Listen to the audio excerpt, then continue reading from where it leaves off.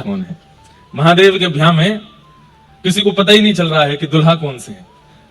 पहले तो मैना मैया ने नारायण भगवान की ही आरती उतार दी, तो नारद जी ने जाके बताया ये नहीं है दुल्हा, पीछे आ रहे हैं। तो ब्रह्मा जी आए, बोले ये जरूर होंगे, इनकी आरती उतार है। तो बोले ये भी नहीं है, पीछे आ रहे हैं। ऐरावत हाथी पर जब इंद्र बैठ करके आया तो इंद्र को देख करके सबने सोचा यही है हमारी पार्वती जी के दुल्हा जी। अब तो इन पर पुष्प वर्षा भी हो गई, चरण भी धुल गए। इंद्र को लगा कि ऐसी स्वागत हो रहा है पूरी बारात का, वो भी करवा रहे थे। जब वो तोड़न आदि की जब प्रथा आई तो इंद्र बोले मैं दुल्हा नहीं हूं, पीछे आए। सब सोचने लगे जब बाराती इतने सुंदर हैं, जब एक से एक ये सब इतने सुंदर हैं, तो दुल्हा कितना सुंदर होगा, हम बारातियों पर ही लट्टू हुए जा रहे हैं। आहा, सबसे पीछे आ रहे हैं महादेव। कैसे? यस्यास्ते डाट डाट डुट डुट मम लम टम टम टम टम टम डम शम डम शम डुडम शम डुहि डुहि चकितम भूपकी भूपनालम तैलम तैलम तुतैलम कुकु कुकु कुकु पांकु पांकु पांकु पांग पांग। आहा हा हा हु ही करते हुए भूत प्रेत घूम रहे हैं, ऊपर नीचे डोल रहे हैं। हिमालय में जितने घर हैं सबके भीतर घुस घुस करके निकाल निकाल के रसोइयों से सामग्री पा रहे हैं। नंदी महाराज पर उल्टे बैठे हैं महादेव, पीछे की तरफ मुख करके भस्म रमाए। आहा, हमारे बक्सर वाले मामा जी गाते हैं, अरे बाप रे बाप। बारात देख करके हिमालय के लोगों की स्थिति कैसी हुई? अरे बाप रे बाप, कैसन कैसन भूत प्रेत, कैसन कैसन सांप। अरे बाप रे बाप, कैसन कैसन भूत प्रेत, कैसन कैसन सांप। अब हम पूरा पद गाते हैं तो यही शुभ विवाह हो जाए आज।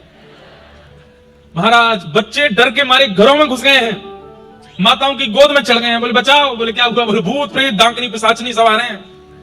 कोई मुखहीन विपुल मुख काहू, किसी का सिर ही नहीं है और किसी के खूब सारे सिर हैं। ऐसे ऐसे भूत प्रेतों की बारात लेकर के महादेव पधारे। सासू मां देखते ही बेहोश होकर गिर पड़ी। अच्छा, बेहोश पहले नहीं हुई, पहले तो देखिए ये कौन है। नारद जी बोले यही है आपके पहुना, यही है आपके जमाई राजा। कहां पार्वती जी की सुंदरता और कहां पार्वती जी का स्वरूप लावण्य। महादेव सुंदरता में कम नहीं है, महादेव बहुत सुंदर है, बहुत सुंदर है, पर बनके ऐसे रहते हैं कि सामान्य व्यक्ति उसको स्वीकार नहीं कर पा रहा है। वो इसीलिए तो महादेव हैं। देव कौन? जो सबको स्वीकार्य हो जाए। महादेव कौन? जिसकी स्थिति, अच्छा दो बातें होती है, एक तो होती है कि हम स्वीकार नहीं कर पा रहे, एक होती है जो हम कर ही नहीं सकते वो कोई और कर जाए, तो ये चिंता का विषय हो जाता है। ये कैसे रह सकते हैं ऐसे? गरम गरम चिता की भस्म लेप लगा करके आए हैं अपने शरीर पर, त्रिपुंड लगाए, आंखों की आज तो और ज्यादा भस्म लगाई, और दिन तो थोड़ी बहुत लगाते थे, आज दुल्हा बने हैं तो आज विशेष भस्म लगा के आए हैं। कह रहे हैं आचार्य कैसन कि महाराज महादेव की बारात जाने वाली है, महादेव भस्म का अपने ऊपर श्रृंगार करने वाले हैं। ये जान करके कितने लोगों ने प्राण त्याग दिए ताकि हम शमशान में जल जाएं, हम भस्म बन के लगे। आज सबको भस्म के रूप में लगा करके आए। महादेव बैठे हैं सामने, सासू मां मूर्छित होकर के गिर पड़ी हैं। महादेव बोले क्या करना है भैया हमको? बोले अभी तो वापस जाओ, अभी सासू मां होश में आ जाए फिर आना। महादेव बेचारे सब भूत प्रेतों को लेकर के फिर से चले गए। बैठे हैं कोने में जाकर के, वहीं जाकर के बोले हम तो पहले ही ब्याह के इच्छुक नहीं थे, हम तो पहले ही मना कर रहे थे। ये नारायण हमारे पीछे पड़ गए, इन्होंने ही हमको कहा कि आप जाके ब्याह करो, सब ऋषि जन आके कहे ब्याह करो, इसलिए करना पड़ रहा है हमें। तो फिर नारद जी महाराज ने नैना मैया को समझाया। बोले बाह्य दृष्टि से देखोगे तो आपको भस्म दिखेगी, नाग दिखेंगे, बिच्छू दिखेंगे, बागंबर दिखेगा। भाव दृष्टि से देखो, वो सामान्य नहीं है, साक्षात महादेव है। अब की बार जब दृष्टि गुरु युक्त हो गई, अभी तक नैना मैया की दृष्टि सामान्य दृष्टि थी, पर नारद जी ने जब गुरु रूप आकर के महादेव के रूप का वर्णन किया और पुनः जब महादेव पधारे, क्या कहे महाराज, अब बारात फीकी लग रही है, महादेव सबसे सुंदर लग रहे हैं। और रूप माधुरी देख करके नैना मैया बार बार बलि जा रही हैं और श्री पार्वती जी का मंगल विवाह पाणी ग्रहण संपन्न हुआ। अद्भुत, हमारे भारत की परंपरा की कथा जगत के शास्त्रों की जो बातें हैं ना, वो अद्भुत है। उनको समझना सुनना, हम आपको बताएं, आप तो श्रोता हो, हम तो वक्ता हैं। 10 साल से हम कथा कर रहे हैं, हमारा काम ही कथा करना है, हमारा जीवन ही कथा करना है, हमारा परिवार ही कथा है, हमारा जीवन सर्वस्व कथा ही है। तब भी हमको हर दिन लगता है कि हम और क्या पढ़ें और क्या सुन लें और क्या हमें प्राप्त हो जाए, अभी भी कुछ अधूरा है, कुछ रह रहा है, कुछ और लेना है। और इसी कारण हमें लगता है कि हम सुना पाते हैं, कह पाते। जिस दिन ये मन में आ गया कि नहीं अब परिपूर्ण हो गया, उसी दिन हमें लगता है कि इस वाणी की गरिमा नष्ट हो जाएगी। ये वाणी गौरवान्वित हमें भी करती है क्यों? क्योंकि इसमें हर दिन सीखने की ललक है, सीखने की इच्छा है। और हमारा हिंदू वैदिक सनातन धर्म हर दिन नवीनता प्रस्तुत करता है। हर दिन आप एक ही विषय को बार बार पढ़ेंगे तो बार बार उसमें नवीनता आती है। ये हमारे पुराणों की आधुनिकता है, इसीलिए वो पुराण पूरा अभिनवम, जो है बहुत पुराने 5-5 हजार साल पहले लिखे गए, लेकिन हर बार नए लगते हैं, इसलिए उनको पुराण कहते हैं। पुरा अभिनवम इति पुराणम। तो महादेव, आज हो सकता, हमारे पूज्य नाना जी कहते थे कि कथा में लीक से हटकर के कोई प्रसंग यदि आ जाए तो समझना चाहिए जिनका प्रसंग आया वो अदृश्य रूप से कथा में आए हैं। तो आप लोगों ने पता नहीं ध्यान दिया कि नहीं, पिछले 6 दिन में हम द्वारिकाधीश की जय बुलाते रहे, पिछले 6 दिन में हम रणछोड़ राय जी की जय बुलाए, लेकिन आज सोमनाथ महादेव और श्री नागेश्वर महादेव की जय अपने आप बोली। और ये महादेव के विवाह का प्रसंग भी आ गया। मानो महादेव कह रहे कल रुक्मणी विवाह था, ठाकुर जी का तो किया नहीं, आज हमारा ही करवा दो। तो आज पार्वती महादेव जी के सूक्ष्म विवाह का प्रसंग। और देखिए प्रसंग भी कैसे उठा कि पूरी कथा का आयोजन कराया राजस्थान ज्ञान गंगा समिति, पर हमें नाम आज पता चला है। इसमें विशेषता क्या, आप क्या अच्छा समझ रहे हैं कि पहले दिन से हमें बताया ही नहीं गया, लोगों ने ये चाहा ही नहीं, समिति वालों ने, कि हम नाम बुलवाएं या हम नाम कहवाएं। हमें नाम की इच्छा नहीं है। नहीं तो महाराज, और एक बात और कहते हैं, हम समितियों की कथा पहली बार, मतलब 2-3 साल पहले बंद कर दी है, पहली बार इस बार बड़ोदरा में बहुत सारे नियम तोड़ के कर रहे हैं। नहीं तो समिति वालों में लड़ाई ही होती रहती है, नाम की ही लड़ाई होती है, हमारा नाम बोला नहीं, हमने ज्यादा सहयोग किया, हमारा ये हमारा वो। पर यहाँ सब लोगों में, जैसे केजरीवाल जी बता रहे कि कोई ज्यादा सहयोग भी करता है, कोई कम सहयोग भी करता है, पर उसके दोनों की बराबर स्थिति है। हमारे यहाँ कोई विशेष या कोई सामान्य नहीं है, सब एक है, और ये अच्छी बात है। कोई समिति में प्रेसिडेंट नहीं है, कोई ट्रेजर नहीं है, कोई सदस्य नहीं, सब एक रूप में है। हम कहें कि अगली बार कथा हो तो कहना कि ये सब राजस्थान ज्ञान गंगा समिति के ग्वाल बाल हैं। मधुमंगल, श्रीदामा, तनसुखा, मनसुखा, धनसुखा, सुबल, तोष, और जितनी माताएं हैं, ललिता हैं, विशाखा हैं, इंदुलेखा हैं, चंपक लता हैं, चारू लता हैं, सखियों में और सखाओं में जब ठाकुर जी भेद नहीं करते तो ऐसी समिति में भी आप भेद मत करो, सब समान ही रहो। बहुत अच्छा हमको लगा। बड़ोदरा के सब वैष्णवों को और समिति के सब सदस्यों को, मनोरथी परिवारों को, सबको जय श्री कृष्ण, जय सिया राम, जय श्रीमन नारायण, जय जय श्री राधे, जय द्वारिकाधीश, जय सोमनाथ। आज कथा का विश्राम दिवस। कथा होनी तो 10 बजे से प्रारंभ थी, पर हमारी भैया वो स्थिति हुई है बड़ोदरा में इस बार। आपको पता है हम अपने निवास पर आज कितने बजे आए? रात्रि कथा से निकल करके गए हैं, और 2-4 परिवारों में, 2-4 नहीं, कितने में तो गिनती भूल गया। यहाँ से ब्राह्मण सभा के कार्यक्रम में गए, फिर वहां से एक जगह गए, दूसरे तीसरे, कितने बजे आए हैं हम घर पता है? 7:15 बजे सुबह। हमें कोई आगे बोले महाराज जी 6 बजे से आके श्रोता बैठे, मैंने मुझसे पूछो, मैं 7 बजे अपने निवास पे आया हूं, 4 बजे आ गए हैं? 4 बजे आ गए हो? ठीक है भैया, तुम जीते हमारे। लेकिन ये उत्साह कैसा अद्भुत है। हम तो भैया आज चक्कर खा के गिर गए सुबह 2 बजे तक, तो हम घर ही जाते रहे। अच्छा, मैं क्या है कि मेरा स्वभाव है मना नहीं कर पाता, या तो मैं पूर्ण मना करता हूं या मैं बिल्कुल मना नहीं करता। हर कथा में नियम रहता, मैं जाता ही नहीं कहीं भी। अपना कथा किए, अपने निवास पर गए, स्टूडियो आसपास होता तो वहां कुछ गाने चले जाते हैं, कुछ पढ़ते रहते हैं, इन्हीं भावों में रहते हैं। नहीं तो मांस लगा के शहर में डोलते हैं, देखते हैं, परखते हैं यहाँ के लोग कैसे हैं, क्या खाते हैं, क्या पीते हैं। ये हर शहर का एक नियम है। पर पिछली बंबई की कथा और एक बड़ोदरा की कथा, बंबई में भी मैं किसी से नहीं मिला, किसी से भी नहीं, केवल कथा और अपना बस, वहां तो स्टूडियो ही है तो कुछ ना कुछ गायन चलता ही रहा। लेकिन बड़ोदरा में हम मना नहीं कर पाए पहले दिन। अब ने कहा, एक को मना नहीं किया तो अब किसी को मना नहीं करेंगे। अब कोई कह दे महाराज जी हमारे घर आना, हमारे यहाँ आना है, अब तुम मैं कह दूं हाँ हमारे पंडित जी से बात कर लेना, देखते हैं, आएंगे आएंगे आएंगे, ठीक है बनाते हैं। अब यही कहेंगे कि बनाते हैं। अब मैं गाड़ी में बैठूं, मैंने कि हो गया भाई 2 जगह, महाराज जी उनको भी बोल दिया है वहां जाना। अच्छा, हमारे पंडित जी भी एक साथ नहीं बताते कि 10 लिस्ट बनी हुई है, और वो सब पीछे गाड़ियां लेके चल रहे हैं कि अब हमारे यहाँ जाएंगे। 3-4 जगह होने के बाद मैंने अब तो हो गया होगा, बोले कि नहीं एक वहां और प्रतीक्षा कर रहे हैं। फिर पूरा बड़ोदरा पार करके हम वहां गए, कहीं और जाकर के वहां हमने कि अब तो हो गया, बोले कि एक बालक को और आपने कह दिया था कि मैं आऊंगा 10 में, वो बेचारा सुबह से सजाए बैठा है। अच्छा, ये भी हो रहा था। अभी जिनके घर गया, उसके बाद जिनके यहाँ जाना था वो बगल में ही था, पर हमको पता नहीं थी, तो हम पूरा बड़ोदरा पार करके वहां पहुंच के क्या होगा, फिर वापस वहां आए। मैंने कि भैया हो गए काम। फिर हमारी एक बहन जी भी रहती हैं बड़ोदरा में, उनका भी भाव था, बोले भाई अब जा रहे हो एक बार हमारे यहाँ तो आओ। बेचारी 8 बजे से खीर बना के बैठी, 2 बजे पहुंचा उनके यहाँ। रात्रि फिर 2 बजे तक फिर उनके पास, वो तो बहन है उनके यहाँ, महाराज जी थोड़ी है। हम जाते साष्टांग दंडवत, कान वान पकड़े, भैया क्षमा। लेकिन क्या करें, ये अभी बड़ोदरा लास्ट है, अब हम कहीं आना जाना ज्यादा करेंगे नहीं, कथा करेंगे। आपको भी बहुत विलंब होता है, हमें भी, फिर शरीर ही है, इसको कितना ज्यादा हम कष्ट दे सकते हैं। भाव यही रखा कीजिए भैया कि वाणी हमें मिल जाए।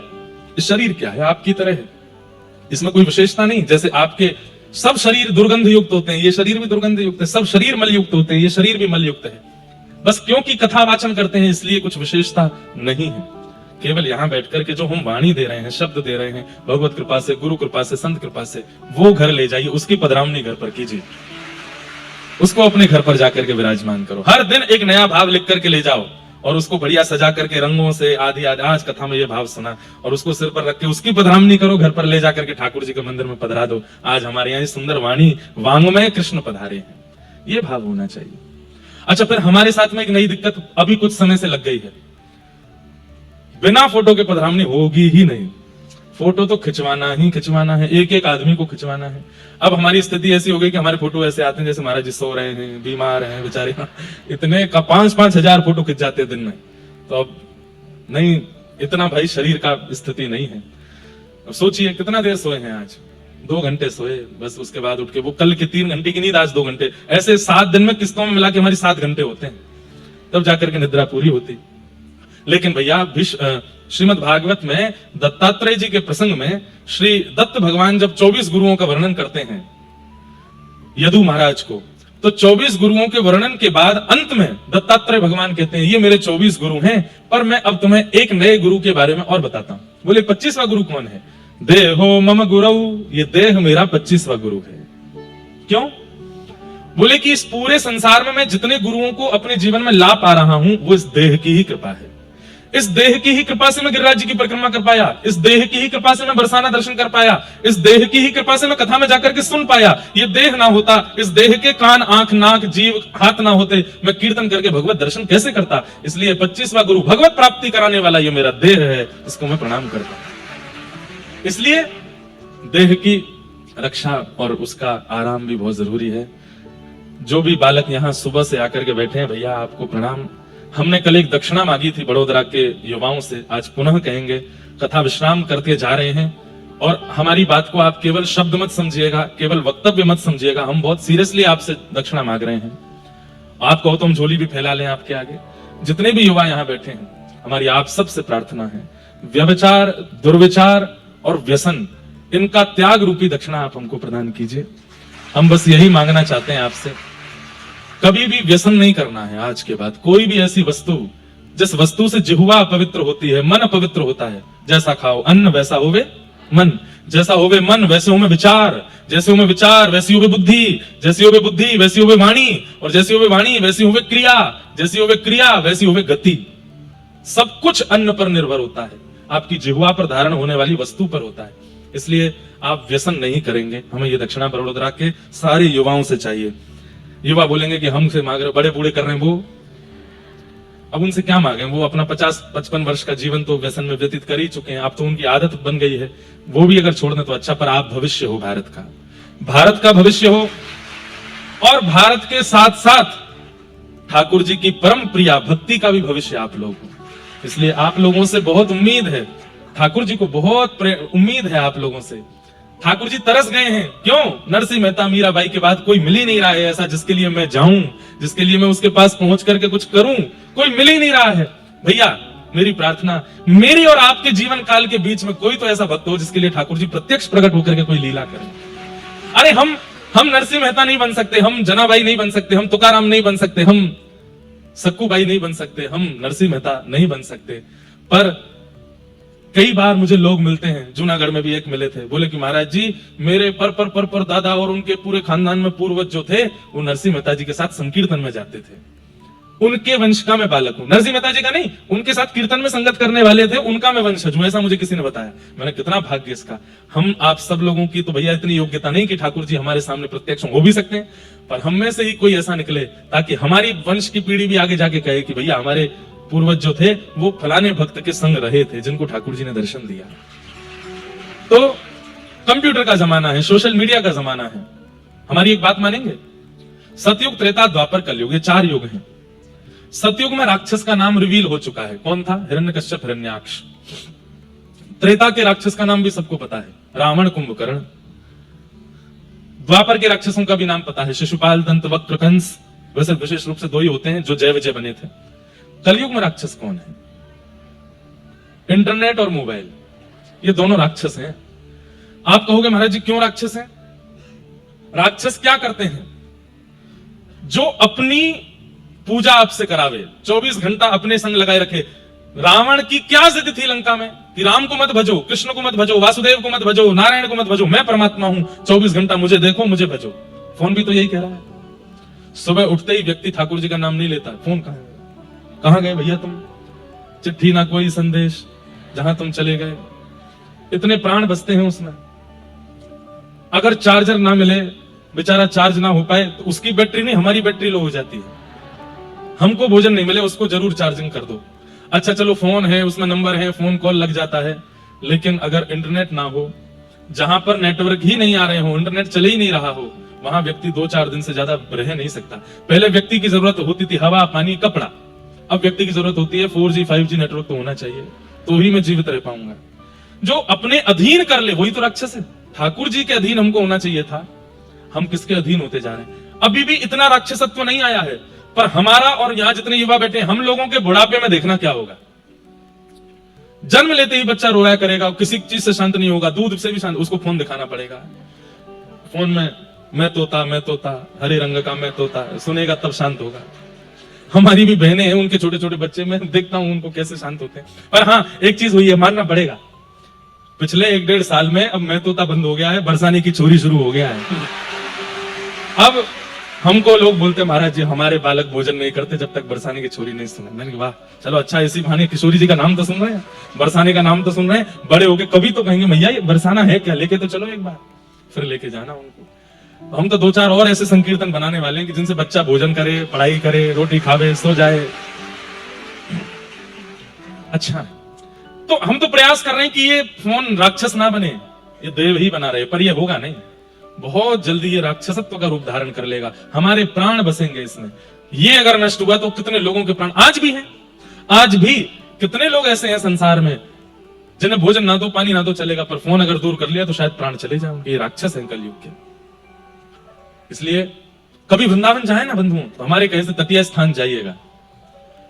तटीय स्थान में फोन अलाउ नहीं है, इलेक्ट्रिसिटी अलाउ नहीं है, पंखे अलाउ नहीं है, लाइट अलाउ नहीं है, मतलब आधुनिक यंत्र कोई भी अलाउ नहीं है वहां पर। दिए की रोशनी होती है, रेत बिछी है, दरी आदि। अभी सर्दियों में तो दरी बिछती है, नहीं तो गर्मियों में तो रेत में ही बैठते हैं। वहां पर शाम का, रात्रि का समय होता है तो व्यक्ति का मुखमंडल दिखाई नहीं देता, शांति इतनी कि कोई कील भी गिर दे तो उसका स्वर आ जाएगा। और उस तटीय स्थान में जब जाकर के आप 2-4 घंटे व्यतीत करोगे तो आपको लगेगा कि अपने आज तक के जीवन में ये 4 घंटे ही थे जो मैं जिया हूं, बाकी मैं जिया नहीं था। ऐसा अद्भुत स्थान है। महाराज जी की बड़ी कृपा रहती है दास के ऊपर, ऐसे स्थान को भी प्रणाम। तो आधुनिक यंत्र ही राक्षस हैं कलिकाल में। पर कई लोगों ने इन यंत्रों को ही गुरु बना करके अच्छे कार्य भी कर रखे हैं। अब यहाँ हजारों लाखों लोग केवल उसी के माध्यम से कथा सुनते हैं। जो कथा में नहीं आ पाते, कथा में पहुंच नहीं पाते, वो उसके माध्यम से ही अपना जीवन परिवर्तन कर रहे हैं। तो कहीं ना कहीं उसकी विशेषता भी है, पर उसके फायदा अभी भी 25% ही हो रहा है, बाकी का तो उसका दुरुपयोग ही किया जा रहा है। प्रयास कर रहे हैं कि उससे और सदुपयोग बने, और युवा जुड़े, और कथाओं का प्रचार हो, और ठाकुर जी के सत्संग का प्रचार हो, ऐसी भावना है। कल हम आप सब लोग रास का प्रसंग सुन रहे थे, और रास में देवादिदेव महादेव आदि सब पधारे और ठाकुर जी ने रास विहार किया। बंधुओं, आचार्य चरणों की माने तो 6 महीने तक रास चलता रहा, 6 माह तक। और वो 6 महीने भी हमारे आप वाले नहीं, ब्रह्मा जी के 6 महीने। ब्रह्मा जी का 6 महीना कितना बड़ा होता है सुनिएगा। सतयुग, त्रेता, द्वापर, कलयुग, सतयुग, त्रेता, द्वापर, कलयुग, सतयुग, त्रेता, द्वापर, कलयुग जब 71 टाइम्स बीत जाता है तब एक मनवंतर ब्रह्मा जी का एक दिन। सतयुग, त्रेता, द्वापर, कलयुग 71 टाइम्स जब बीत जाता है, अभी एक चल रहा है कलयुग, ये 71 टाइम्स आ जाएगा तब ब्रह्मा जी का एक दिन होगा, एक मनवंतर पूरा होगा। ऐसे ब्रह्मा जी भी 100 वर्ष की आयु तक जीते हैं। उन ब्रह्मा जी के 6 महीने तक ठाकुर जी रास करते रहे। सोचो, हमारी सोच से परे है। अगर इस 6 महीने को हम काउंट करें तो इसका मतलब क्या है? रास करते रहे नहीं, वो पास्ट टेंस नहीं है, प्रेजेंट टेंस है। अभी भी रास चल रहा है वृंदावन में, आज भी अनुभव होता है। श्री निधिवन राज में, सेवा कुंज में, यमुना पुलिन पर आज भी ठाकुर जी का रास बिहार हो रहा है। और उसी रास बिहार का अनुभव करने के लिए असंख्य महापुरुष वृंदावन में भजन कर रहे हैं। असंख्य लोग वृंदावन जाकर के श्री किशोरी जी की शरणागति कर रहे हैं, ताकि उस रास का हमें किंचित अनुभव हो जाए। ऐसा वृंदावन धाम, जहां आज भी रास हो रहा है, आज भी रास रच रहा है। वृंदावन में कभी पास्ट टेंस का प्रयोग मत किया कीजिए कि ठाकुर जी मक्खन चुराया करते थे, यमुना जी पे लीला करते थे, यहां पे ये करते थे। नहीं, आपकी भक्ति उस दिन सुदृढ़ हो जाए जिस दिन आप थे को हैं बोलो। आज भी लीला करते हैं, यहां रास करते हैं, माखन चुराते हैं सब। अब एक बड़ी प्रसिद्ध कथा आप सबने सुनी है। आज से 450 वर्ष पहले श्रीनाथ जी, जो आपके उदयपुर में विराजमान है, उदयपुर के पास नाथक द्वार में विराजमान है, जब गिरिराज जी में विराजमान थे, गोवर्धन में विराजमान थे, अनेक लीलाएं ठाकुर जी ने की हैं। कितनी लीलाएं, मेरे को तो एक साथ सारी याद आ जाती हैं, कौन कौन सी सुनाऊं। गोविंद स्वामी जी के साथ में, गोविंद दास के साथ में छुपन छुपाई खेलते थे ठाकुर जी। गोविंद दास के साथ में छुपन छुपाई खेलते थे। गोविंद दास जी की बारी आती तो गिनती करते 1 2 3, ठाकुर जी जाके छुप जाते सघन वन में। पर गोविंद दास जी तो भक्त है ना, इतने चतुर, ठाकुर जी के श्री अंग जहां जहां स्पर्श होता वहीं वहीं सुगंधी हो जाती, तो सूंघ सूंघ करके पेड़ों को पहुंच गए। तभी देखा पीतांबरी लटकी हुई है ठाकुर जी की, ठाकुर जी को कर दिया, ठाकुर जी पकड़े गए।